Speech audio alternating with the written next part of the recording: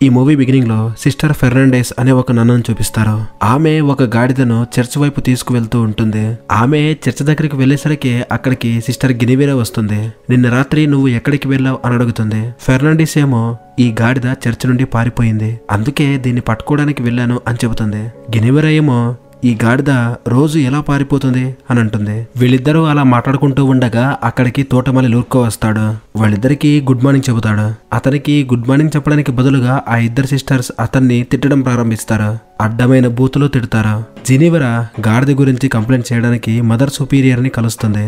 గాడిదను చూసుకునే బాధ్యత నాకు ఇవ్వండి అని చెబుతుంది. నెక్స్ట్ సీన్ లో సిస్టర్ అలెగ్జాండర్ తన టేబుల్ మీద కూర్చొని ఉంటుంది. చర్చ్ జీవితం వల్ల చాలా విసిగిపోయిన ఆవిడ బయటికి వెళ్లి తన జీవితాన్ని స్వేచ్ఛగా జీవించాలి అనుకుంటుంది. మరుసటి రోజే అలెగ్జాండర్ వాళ్ళ నాన్న ఆమెని కలవడానికి వస్తాడు. తన కోసం పెళ్లి కొడుకు దొరకట్లేదని చాలా కట్నం అడుగుతున్నారని చెబుతాడు. అలెగ్జాండర్ డొనేషన్ తగ్గించమని చెబుతుంది. అప్పుడు ఆ డబ్బులు అడ్జస్ట్ అవుతాయి అని చెబుతుంది. దానికి వాళ్ళ నాన్న సున్నితంగా తిరస్కరిస్తాడు. తర్వాత ముగ్గురు సిస్టర్స్ తయారు చేసిన బట్టలు తీసుకువెళ్తూ ఉంటారు. ఈలోగా అక్కడికి తోటమాలి లూర్కో వస్తాడు. ఆ ముగ్గురు నన్స్ వైపు అదోలా చూస్తూ ఉంటాడు. ఆ సిస్టర్స్ అతన్ని చూసి పచ్చి బూతులు తిట్టి అతన్ని కొడతారు. మరోవైపు ఫాదర్ థామస్ సిస్టర్స్ తయారు చేసిన బట్టలు తీసుకుని అమ్మడానికి ఊరు వెళ్తాడు. దారిలో ఫాదర్ థామస్ కి తోటమాలి లూర్కో ఎదురుపడి, ఇక నేను ఆ చర్చిలో పనిచేయలేను, ఆ ముగ్గురు సిస్టర్స్ నన్ను చూసిన ప్రతిసారి నన్ను చాలా ఇబ్బంది పెడుతున్నారు, పచ్చి పచ్చిగా తిడుతున్నారు అంటాడు. ఫాదర్ థామస్ అతన్ని ఇంకెప్పుడు ఇలా జరగదు, ఇదంతా మర్చిపో అని చెప్పేసి రిక్వెస్ట్ చేస్తాడు. అప్పటికే సిస్టర్స్ నుండి విసిగిపోయిన లూర్కో అక్కడ నుండి పారిపోతాడు. నెక్స్ట్ సీన్ లో గుంట్రో తన భార్యలతో కలిసి డిన్నర్ చేస్తూ ఉంటాడు. తన ఫైనాన్షియల్ సిచ్యువేషన్ గురించి తన భార్యతో డిస్కస్ చేస్తూ ఉంటాడు. అయితే ఆమె ధ్యాస అంతా ఎదురుగా ఉన్న పనివాడిపై ఉంటుంది. నిజానికి వాళ్ళిద్దరి మధ్య ఎఫ్ఐఆర్ నడుస్తూ ఉంటుంది. ఆ రోజు రాత్రికి ఆమె పనివాడితో బాగా ఎంజాయ్ చేస్తుంది. అలా ఎంజాయ్ చేసిన తర్వాత వాళ్ళిద్దరు కూర్చొని మాట్లాడుతూ ఉంటారు. అప్పుడు ఫ్రాన్సిస్ గుంట్రోకి ఏమీ చేత కాదు, ఏ పని సరిగ్గా చేయడు అంటుంది. అది విన్న ఆ పనివాడు ఎగ్జైట్మెంట్ తో ఇంకోసారి ఆమెతో ఎంజాయ్ చేయడానికి రెడీ అవుతాడు. ఈలోగా అక్కడికి గుంట్రో వచ్చేస్తాడు. ఇక వెంటనే ఆ పనివాడు తప్పించుకుని కిటికీలో నుండి పారిపోతాడు.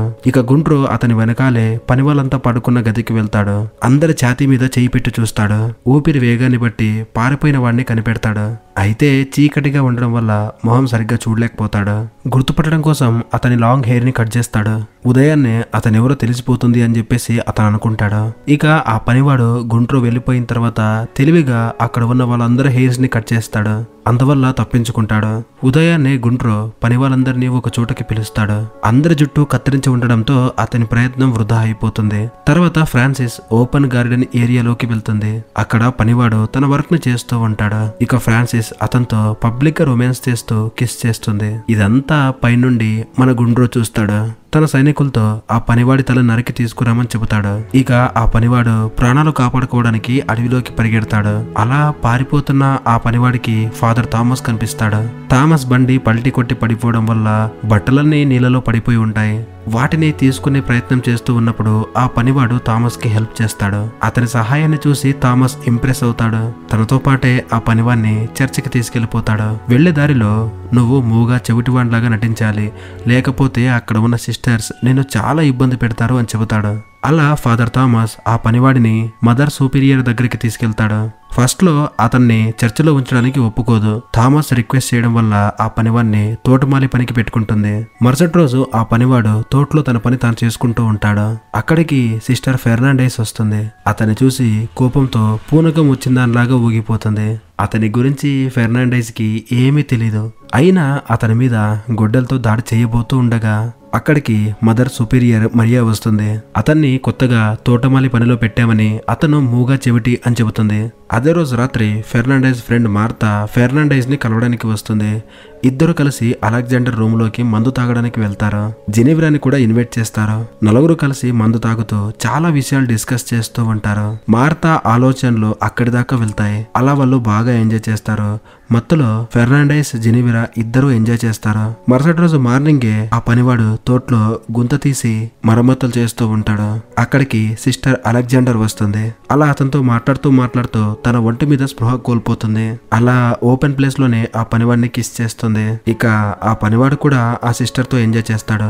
ఈలోగా చర్చ్ గంట మోగుతుంది. అలెగ్జాండర్ అక్కడ నుంచి వెళ్లిపోతుంది. మరోవైపు జినీరియా ఫెర్నాండెస్ ఇద్దరు బట్టలు ఉతుకుతూ ఉంటారు. ఇంతలో అక్కడికి అలెగ్జాండర్ వస్తుంది. ముగ్గురు కలిసి రాత్రి జరిగిన దాని గురించి డిస్కస్ చేస్తూ ఉంటారు. చాలా ఎంజాయ్ గా అనిపించింది అని అనుకుంటారు. ఫెర్నాండెస్ అలెగ్జాండర్ ని నీ బట్టలు ఇంత మురికిగా ఎలా అయ్యాయి అంటుంది. అప్పుడు అలెగ్జాండర్ పని చేసేటప్పుడు బట్టలు మురికిగా అయ్యాయి అంటుంది.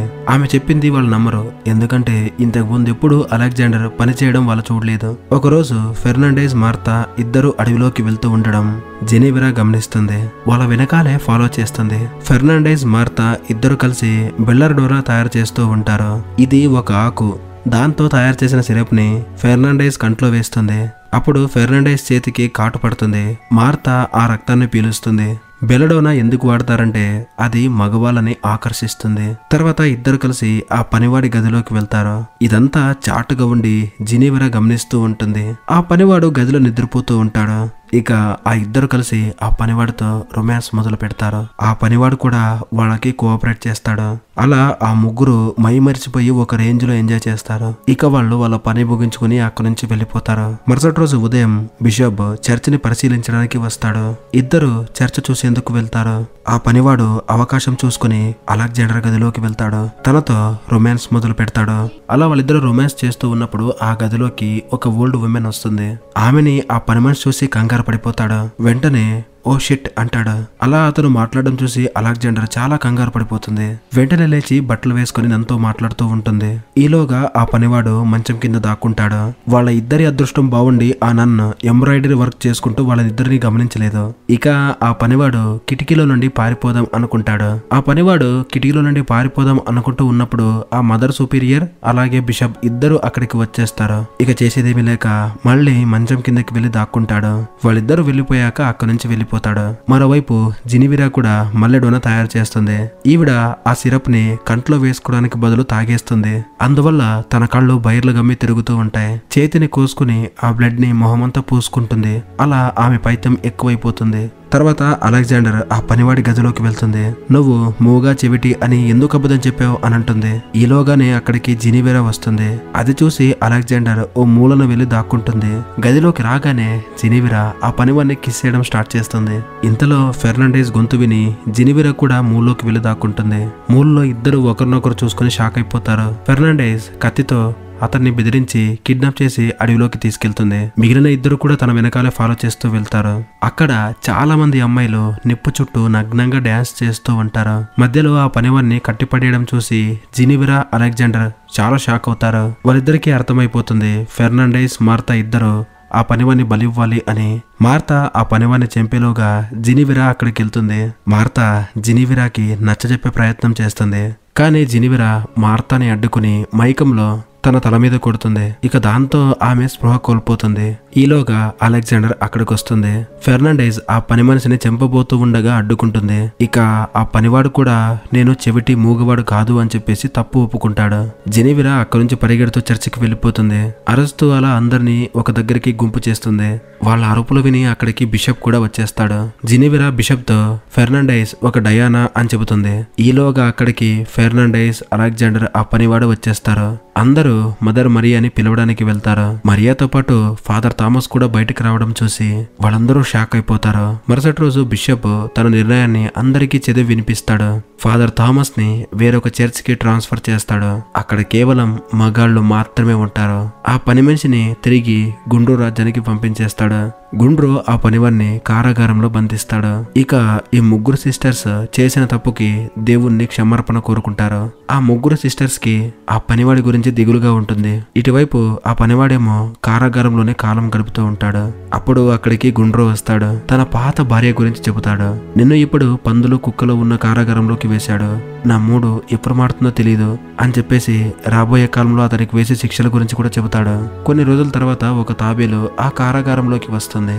దాని మీద క్యాండిల్ వెలుగుతూ ఉంటుంది. అక్కడ ఉన్న కాపలదారులు దాని వెనకాల వెళ్తారు. ఆ తాబేలుని సిస్టర్స్ పంపి ఉంటారు.